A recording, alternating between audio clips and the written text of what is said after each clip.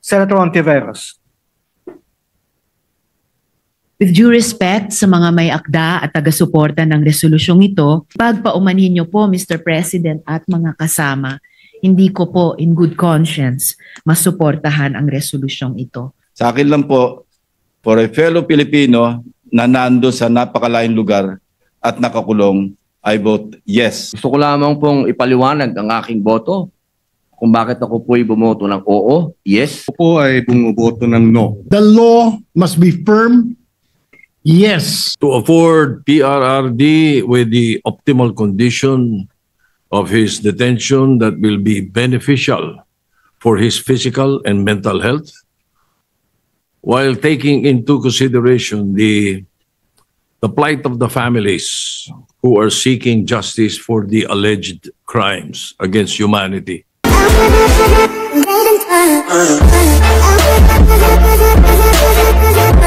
The Secretary will conduct a roll call, nominal voting, roll call vote. Roll call vote. Senator Aquino. Senator Cayetano Alan. Senator Cayetano Pia. Senator De La Rosa. Senator Ejercito. Senator Escudero. Senator Estrada. Senator Gatchalian. Senator Go. Senator Ontiveros. You're recognized. Senator Ontiveros recognized. Salamat po, Mr. President. Mr. President, ginagalang kong mga kasama, with due respect sa mga may akda at taga-suporta ng resolusyong ito, nakatayo po ako dito para ipaliwanag yung aking boto ng no. Una po, sang-ayon ako na ang humanitarian considerations ay essential na bahagi ng hustisya. At tamang dapat makonsern tayo sa general welfare at dignidad ng lahat ng mga Pilipinong nasa ibang bansa, ng lahat ng ating mga nakatatanda, at ng lahat ng mga persons deprived of liberty. Pero Mr. President, hindi tayo nagdi-deal sa sufficient facts. Wala pong indikasyon na ang ICC ay nagpapabaya sa pagbantay sa kalusugan at kagalingan ng mga taong nasa kustodiya nila. May panayam rin po, ilang araw ang nakalilipas, kung saan sinabi ng pamilya ni former President Rodrigo Duterte na he is well, even jolly, at kaya pa ngang makipag-usap tungkol sa maraming topic, kasama ang politika, flood control, at love life.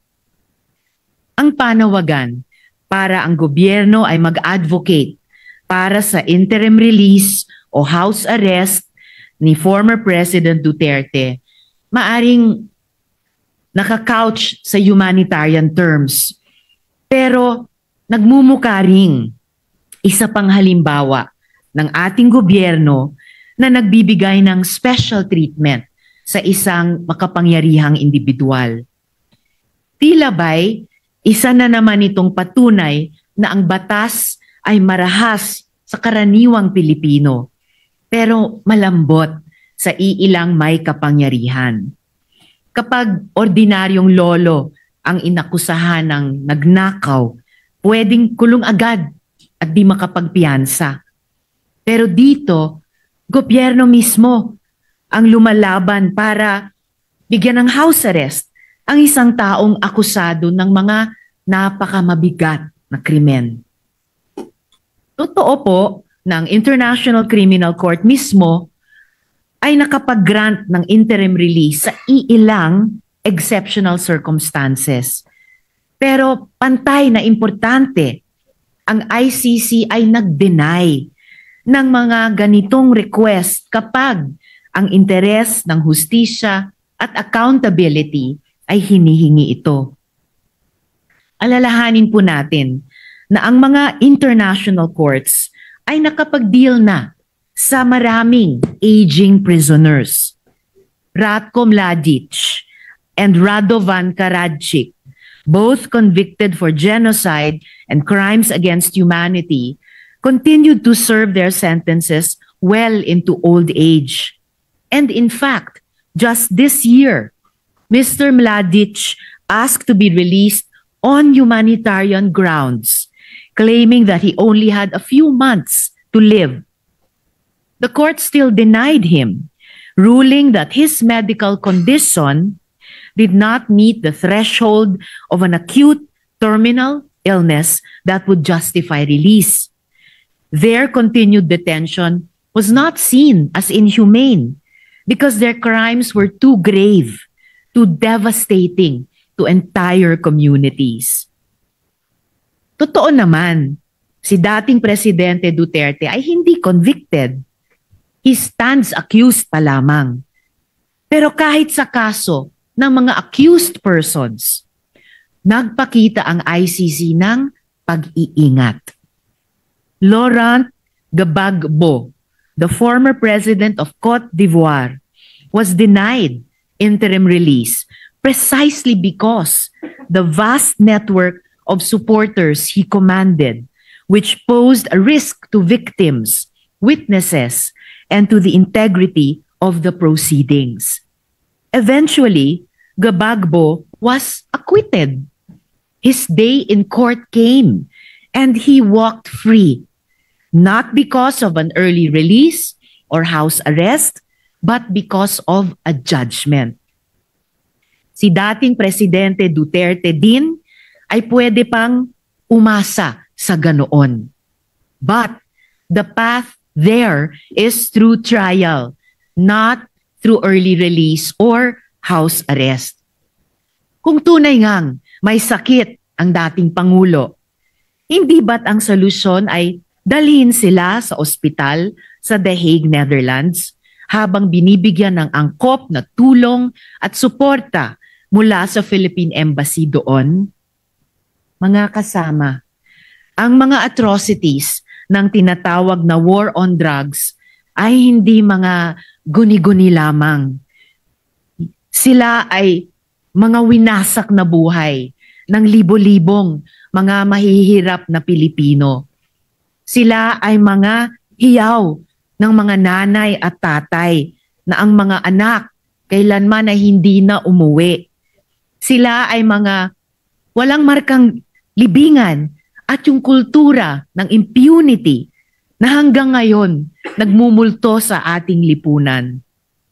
Hanggang sa araw na ito, yang mga pamilya ng mga biktima ay nagdedemand pa rin ng hustisya, katotohanan at accountability, habang patuloy din silang natatakot para sa kanilang mga buhay.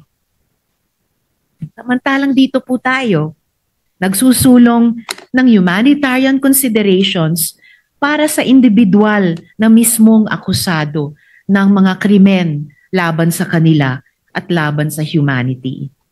Noong 2016, sinabi ni Presidente Duterte na wala siyang pakialam sa human rights. At kahit iutos pa ang pagpatay, walang makakaaresto sa kanya. Immune siya dahil matanda na siya pagkatapos ng termino. Sabi niya, wala silang laban. Tama ba si Presidente Duterte? Ang resolusyong ito ang magiging sagot ng Senado sa tanong na iyan. Alang-alang sa pagrespeto sa hustisya, fairness, at alaala nung ang mga buhay nila ay ninakaw at winasak. Ipagpaumanhin niyo po, Mr. President at mga kasama, hindi ko po in good conscience masuportahan ang resolusyong ito. Bumoboto po ako ng no. Salamat po, Mr. President. Yes, proceed. Senator Lacson. Thank you, Mr. President. If only for purely humanitarian consideration and for a fellow Filipino who is incarcerated in a foreign land, hindi na po bale na siya ay tunuring kong kaibigan nung siya ay mayor pa ng Davao City. Hindi na po bale na kami nagkakasagutan madalas nung siya ay naging Pangulo sa mga isyu ng polisiya tungkol sa katiwalian, tungkol sa kanyang polisiya sa paglaban sa droga. Hindi na po bali lahat yun. Sa akin lang po, for a fellow Filipino na nando sa napakalaking lugar at nakakulong, I vote yes or in favor of resolution number 144. Thank you, Mr. President. Senator Lapid. Senator Legarda. Senator Marcoleta. Senator Marcos. Senator Padilla. Ginoong Pangulo, gusto ko lamang pong ipaliwanag ang aking boto kung bakit ako po'y bumoto ng oo, yes. Ako po'y isa sa mga nauna at nananatiling laging nasa The Hague. At marami po tayong nababalitaan doon, galing po sa mga Pilipino na nandun. Katulad po ng pagkabagok ng ating Tatay Digong. Ito po'y natagpuan na walang malay sa kanyang Bartolina at siya po ay nadala sa ospital at doon po ay alhamdulillah wala naman pong nakitang damage sa kanya. Pero hanggang kailan po kaya mangyayari yung ganito na wala pong tayong mababalitaang balita na gigimbal sa ating lahat? Nabanggit po kanina yung mga nakulong doon. Pero hindi po nabanggit ang isang namatay doon. Si Slobodan Milosevic ay namatay po daw ng heart attack sa loob ng ICC. Pero pinaniniwalaan po ng kanyang pamilya na siya po ay nabigyan ng maling gamot. Ito pong mga ganap na ganito, uulitin ko po, kailan po kaya tayo matatapos sa usapin ng politika? Kailan po kaya natin ititindig ang ating pagka-Pilipino at ating ipaglalaban ang kababayan natin na nakakulong sa banyagang bansa at nagdurusa at nag-aantay ng paghuhusga ng mga dayuhan? Yun lamang po. Maraming salamat. Senator Pangilinan.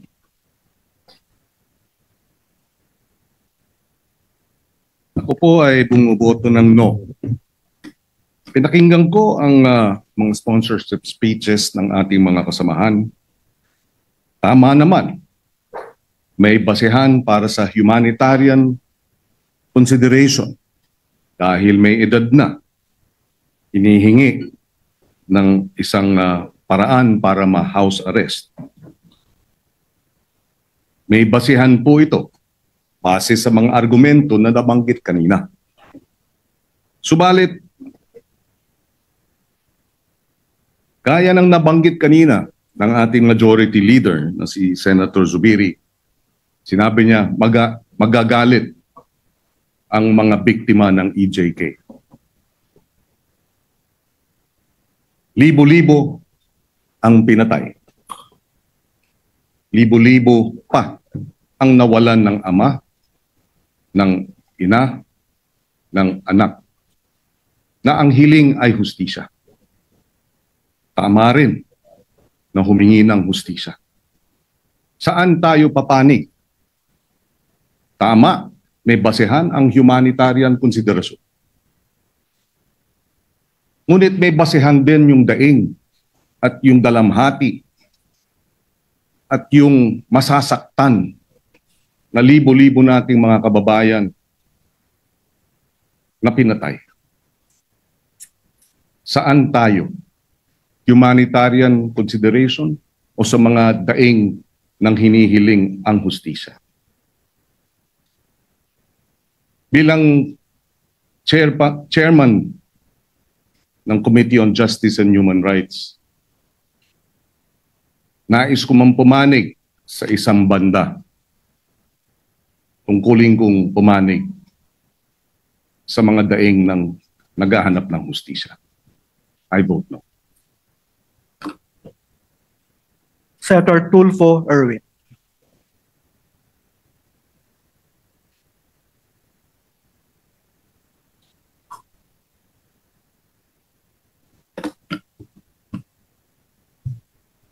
Mr. President, distinguished colleagues, kada ipinayagang manatili sa house arrest.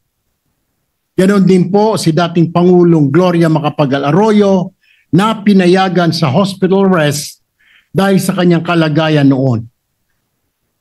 In granting the same to former President Duterte, we are not excusing accountability, Mr. President.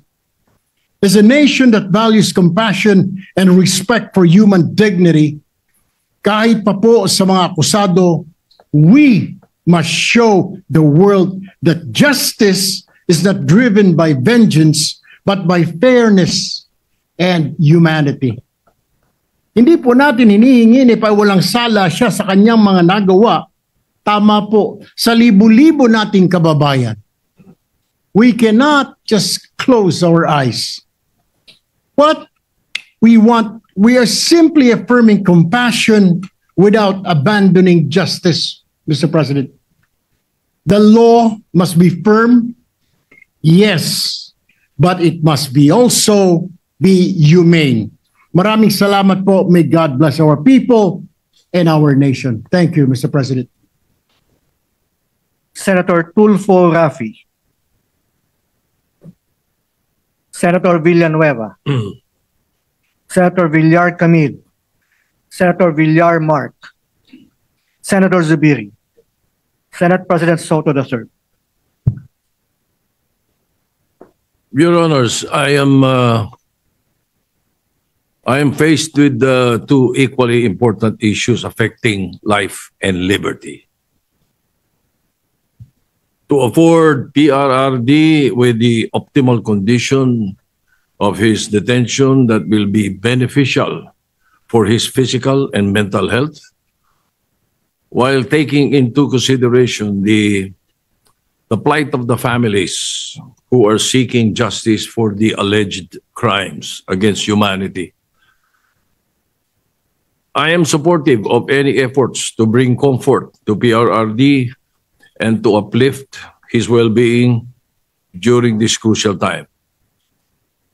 However, my choice or decision in my conscience might even help in further dividing the nation. Therefore, I register an abstention. Majority Leader.